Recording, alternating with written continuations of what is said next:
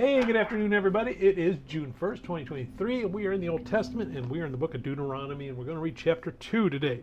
All right, so again, Deuteronomy is starting off talking about some things that we've already seen before, but it's giving us a different view of them, a different perspective of them, a little more personality to these. Whereas before, some of those are kind of dry and were more just the facts, just the facts, just the facts. Now we're actually getting some of the details in here.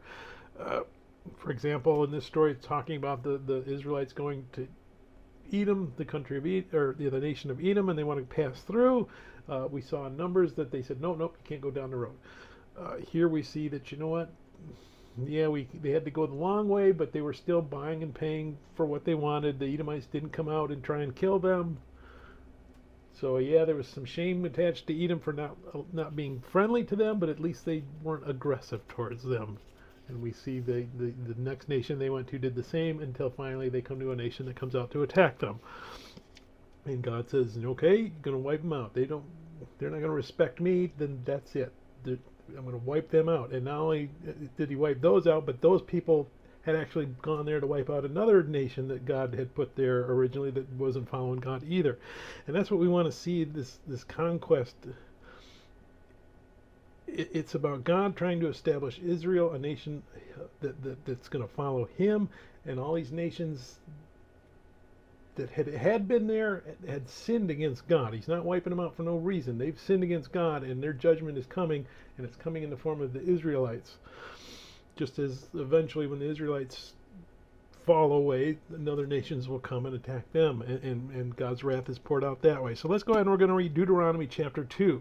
Then we turned and journeyed into the wilderness of the way of the Red Sea, as the Lord spoke to me, and we skirted Mount Seir for many days. And the Lord spoke to me, saying, You have skirted this mountain long enough. Turn northward, and command the people, saying, You are about to pass through the territory of your brethren and descendants of Esau, who live in Seir, and they will be afraid of you.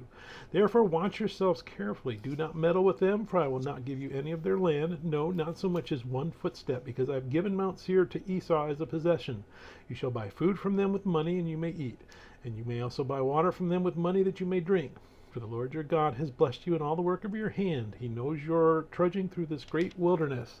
These 40 years the Lord your God has been with you. You have lacked nothing. And when we pass beyond our brethren, the descendants of Esau who dwell in Seir, away from the road of the plain, away from Elath and Ezion-Geber, we turned and passed by way of the wilderness of Moab.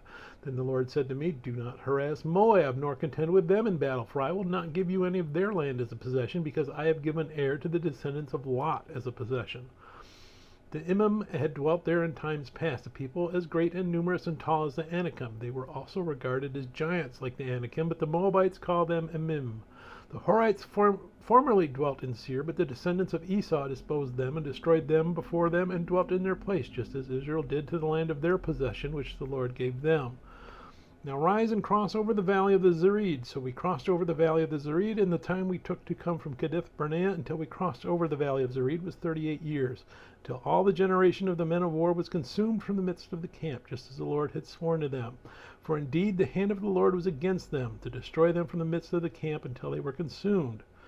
So it was, when all the men of war had finally perished from among the people, that the Lord spoke to me, saying, This day you are to cross over at Ar, the boundary of Moab, and when you come near the people of Ammon, do not harass them and meddle with them, for I will not give you any of the land of the people of Ammon as a possession, because I have given it to the descendants of Lot as a possession.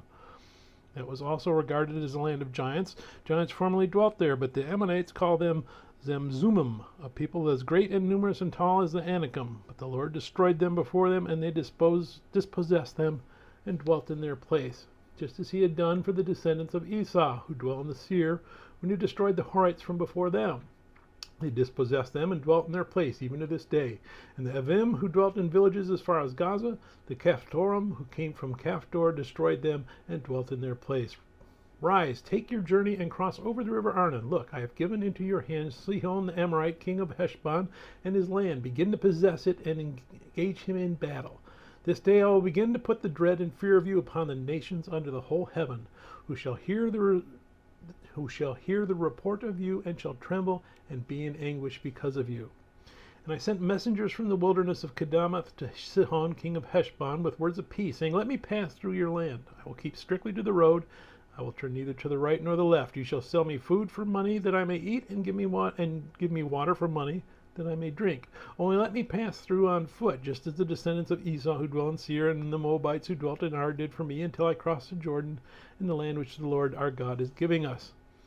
But Sihon king of Heshbon would not let us pass through, for the Lord your God hardened his spirit and made his heart obstinate, that he might deliver him into your hand as it is this day. And the Lord said to me, See, I have begun to give Sihon and his land over to you. Begin to possess it, that you may inherit his land. Then Sihon and all his people came out against us to fight at Jahaz, and the Lord our God delivered him over to us. So we defeated him, his sons, and all his people. We took all his cities at that time, and we utterly destroyed the men, women, and little ones of every city. We left none remaining. We took only the livestock as plunder for ourselves, with the spoil of the cities which we took. From Aror, which is on the bank of the river Arnon, and from the city that is on the ravine, as far as Gilead, there was not one city too strong for us. The Lord our God delivered all to us. Only you did not go near the land of the people of Ammon, anywhere along the river Jabbok, or to the cities of the mountains, or wherever the Lord our God had forbidden us. May God bless the reading of his word. May God bless you. Bye.